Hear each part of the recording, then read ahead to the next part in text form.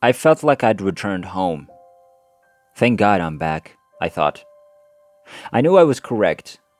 I had a feeling I was from heaven. I was talking with the most beautiful spiritual entity at the time, and I had the impression that I was in the presence of this spirit. It only let me see it from the right side and over my right shoulder. I believe I encountered and spoke with the Spirit of Christ. It couldn't have been any other way. I'm sorry, he continued, but you must return. This infuriated me right away, and I refused to accept. No, you don't understand how much suffering there is down there, and how difficult it is to live there, I said. No way am I returning. The warmth of the sun is the most wonderful sensation that any infant or adult could ever have. No drug or fix on the planet, such as extreme sports or anything else you can think of, will ever feel so fantastic. It is lovely when you feel it surrounding you. This is what I was feeling. I could likewise fly and flew up into the heavens. I don't recall how I knew, but I simply knew it was me. I could still see and trust in myself. Nonetheless, I was shown my body below, in the plane where I knew there was a line connecting here and there. My weak and lifeless body was being hurled over the driver of the car. How about now? Do you see why you need to go back? I was asked. You know I'm not happy down there. And you know this is my prayer.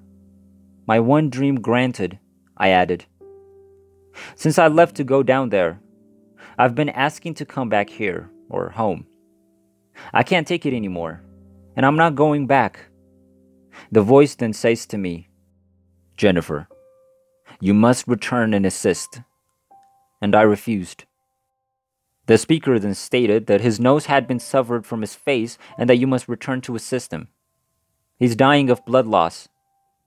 No, let someone else do it, I said. He'll be okay without my assistance. I don't want to go back down there. I'll tell you what to do, the voice continued. If you remove his shirt after picking up his nose from the automobile floorboard, it'll be next to your feet. To stop the bleeding, place his nose on his face and press it down. It's only blood, so don't be scared. As always, I am by your side. I had known I was never alone since I could remember. And the speaker replied, Jennifer, you'll start walking him up the right side of the road, and the car will arrive. Request that the man transport you to the nearest hospital. Go to the ECM hospital where you were born while keeping the man calm. Everything will be fine since you know the route. This is something that you must do. Do you get what I'm saying? I stated, no, I'm not going back down there. No way, no how. You must think about your mother. Consider what your death would do to her, Jennifer, says the voice. No, I replied. I don't mind. I know you care for her, and she will be all right. There is no way I'm returning. Ah, darn, okay. I'll reluctantly agree, I said. But damn it, that's so unjust. But you know me. I'll fight for you. If you must send me back, I will accompany you. Yes. Okay, I will follow your instructions since I love you. And I want to see you again sometime. But this is something I'll never forget. Swoosh. I have returned to my body. I stood up and looked around, amazed at how lovely my physique was still. I examined myself and stated, okay, it's fine with me. Nothing was broken here, so I can get back to work. Oh, I recall what you said just before I was yanked back into my body.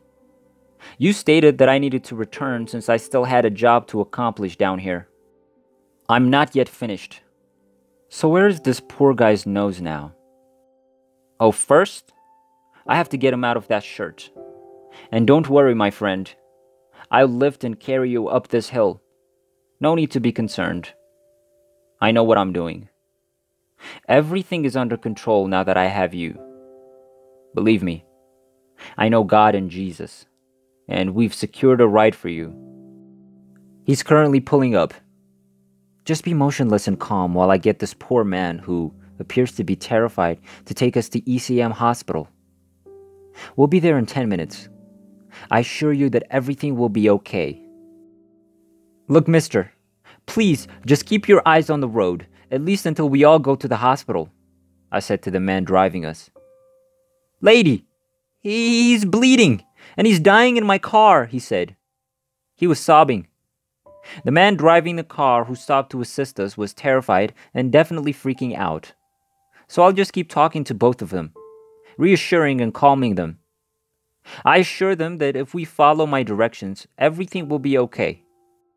Please, I know what I'm doing, I said, which I'm sure seemed unusual coming from an 11-year-old female who was clearly calm and in control despite having no CPR training or expertise in these topics. But I did, if you catch my drift. Isn't it just another day in paradise? The emergency department specialist fixed the nose properly in place before grafting skin from his hip. And this guy heals beautifully, with nary a scratch to be seen. So the ER doctor asked my mother, "Where did your daughter get such great CPR training? And how did she know exactly what to do at such a young age?" "She has no experience of any type," my mother stated, shaking her head. The doctor went on to say, "So I stitched 2 holes in the top of her head. She may have a minor cut, but nothing to worry about. Simply keep an eye on her for the next 24 hours. Keep an eye on her tonight, and keep an eye out for a concussion.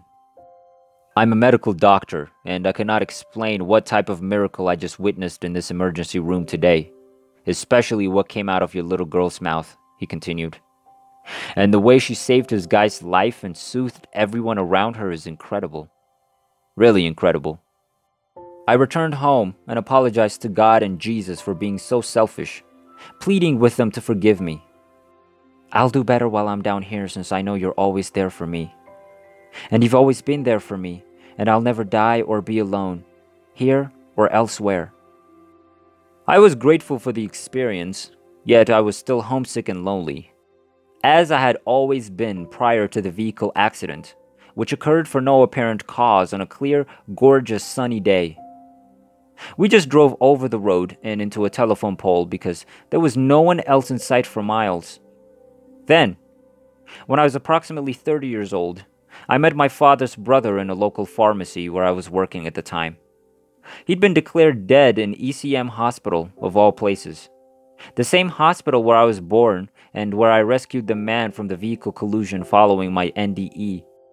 My uncle was ecstatic and seemed anxious to tell the pharmacist his story.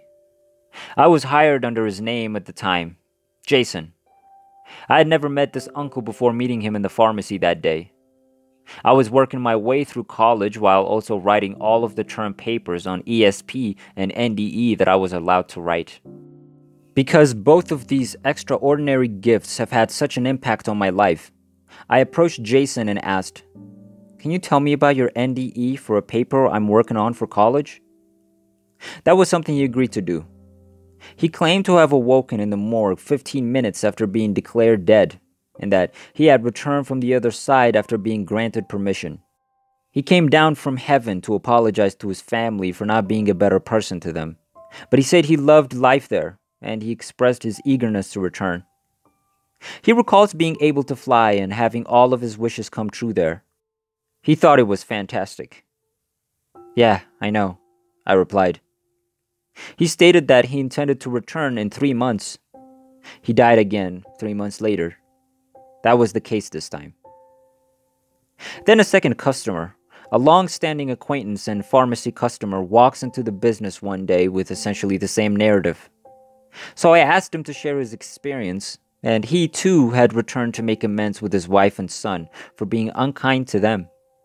But before he died, he claimed to have flown across his ideal farm and land. Both of these men had mentioned the gorgeous green grass over there, as well as the incredible sentiments that no human could possibly describe. This man's name was Jack, and my father, ironically, had another brother named Jack.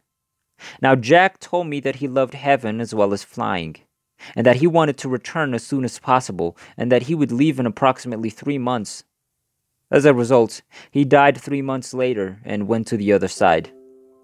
I'm sure he's loving his flight and his idyllic farmland. When I was in my late 40s, I hired a tutor to help me with my algebra, and we rapidly became great friends. We spent a lot of time together, but we were never sexually connected, even though we were as close as two people could be. I refer to it as a spiritual love or friendship. I resolved never to let our friendship turn into anything else, and Joe agreed. Joe was the twin brother of one of my second grade greatest pals. Jackie is her name. I informed Joe about my NDE one day. Joe was overjoyed and amazed, and for the first time in my life, I met someone who wanted to know every detail, and he made me vow that it was all true. He adored it and stated that he would die first, like his father and one of his brothers before him. No way, Joe. I'm going to die first since I'm sick and undergoing surgery right now. And you're young and healthy, I said. Anyway, my mother used to say that she would live to see the biblical revelations holy conflict begin or end. And my mother predicted that I would die at the age of 40, and she would laugh about it. So at the age of 41, I told Joe that I would be the first to die. From heaven, I will play practical jokes on him. You remember the discussion, Joe? And if you pledge that you believe in God and Jesus, that you know them as you have said, and that you know I can fly? I added. I guarantee you that I shall die at the age of 41. I simply want to see your face if all this comes true. And you, Jennifer, may prepare floral arrangements in blue for my burial, he laughed. Joe, if you die at 41, send me the Publishers Clearinghouse van with a check for $10 million, because with all my medical costs, I sure could need it, I agreed, laughing. I forgot about it until last June 2007, when Joe sat down at the age of 41 and died without warning, save for what we had discussed over 16 years before. And after his death, Joe played every practical joke he could think of on me, until I remembered our contract. My father and his sister were admitted to the hospital 3 years ago, and it was, of course, the same ECM hospital where I was born. They both had many NDEs, and my aunt, my father's sister, informed me that when she went back over, there were all of her people waiting for her. She told me stuff about my personal life that she had no way of knowing at the time. She hadn't seen my father in a couple of years, despite her advanced age and lack of communication with me for many, many years. She did, however, tell me about her own NDE, so I didn't need to ask her how she saw my house from over there. And it was all finished and lovely. She also informed me the exact order in which she and her spouse died, and the deaths of my father, mother, and brother. And sure, they all happened in the order she revealed to me from her hospital bed at ECM Hospital. To cut a long story short, if there are just 774 each day in the United States, that is good, because I don't have much more time for this. It's as if I've become a magnet for NDEs, and when people are dying of cancer or whatever else, and they're frightened about leaving this physical world, they appear to be a lot happier whenever I visit their hospital room, or wherever the individual may be. This is something their families usually tell me. When I required another surgery, I received a $50 payment from a man or friend who died of cancer. So after attending his burial, I received a check and a letter from Donald instructing me to utilize the money to get well, so that I may stay and serve others by simply remaining honest and down to earth. Yes, I'm now very grounded and down to earth, and I will be for a long time. It's just a gut instinct. Jenny.